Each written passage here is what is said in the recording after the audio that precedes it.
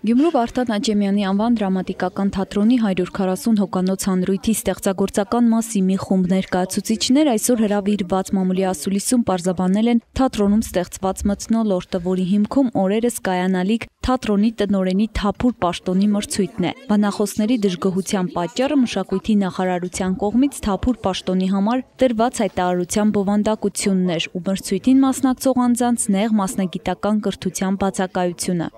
Հայտարարվել է տնօրենների մրցույթ, երկու թեկնածու կա մրցույթների, որոնք ոչ միայն իմ կարծիքով, այ հիմա կան ցուցակներ, 30 մարդ է ստորագրել, ես հիմա խոսում եմ 30 մարդու անունից, մենք գտնում ենք, որ այս թեկնածուները կոմպետենտ չեն թատրոն ղեկավարելու։ Նախ սխալ իրավաբանական սխալ կա թեկնածուներից մեկի մոտ, որը չի կարող մասնակցել մրցույթին, պետք է այդ հարցը վերանայվի եւ շատ արագ լուծում տանք, մինչեւ ընտրությունները հասնելը։ Տնօրենի ընտրությունները պարտադիր պայմաններն են, համապատասխան բնագավառի բարձրագույն կրթություն, որը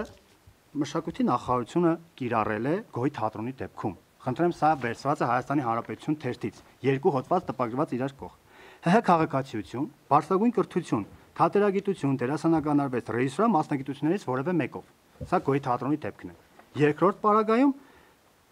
ՀՀ քաղաքացիություն եւ բարձրագույն կրթություն։ Թույլ տվեք նկատել, կներեք շարունակեմ, թույլ տվեք նկատել, ինչով է տարբերվում մայրաքաղաքի էլիտար թատրոնը ռայոնում ստեղծագործող թատրոնից։ Թույլ տվեք հասկանալ, մայրաքաղաքի թատրոնը այո, պիտի ղեկավարի կոմպետենտ ոլորտին ղեկավար մարդ, իսկ ռայոնի թատրոնները կարող են ղեկավարել ով ուզի։ Արդեն պատասխանը տվել են, ինչքան ես տեղյակ եմ, ինչով է պայմանավորված, որ մեկ թատրոնում գործում է գեղարվեստական խորհուրդ, պատասխանել են, նաև գրավոր են պատասխանել հարցմանը։ Այսինքն մեկ թատրոնում, այս թատրոնում կա գեղարվեստական խորհուրդ, դրա համար էլ այս թատրոնում պարտադիր չէ տնօրենի մասնագիտական կրթությունը։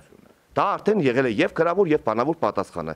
Եվ մշակույթի նախարարի ճշտել եմ նաեւ այն հանգամանքը, որ մենք տեղեկացված չենք եղել։ Իրենք նշեցին, որ տպագրվել է մամուլում ու պետք է հետևեին։ Ժողովուրդ ջան, ինչի մասին է խոսքը։ Ինչպես կարելի է նման կերպ վարվել։ Ես համոզված եմ, որ ոչ վարչապետը, ոչ նախարարը, ոչ էլ երկրի նախագահը տեղյակ չէ այս խնդրից։ Ես ուզում եմ սա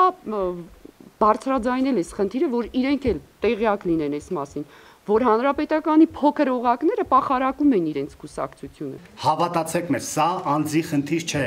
Մենք ուզում ենք մնանք բարեկամներ, մենք համագործակցենք եւ այդ ոլորտներում։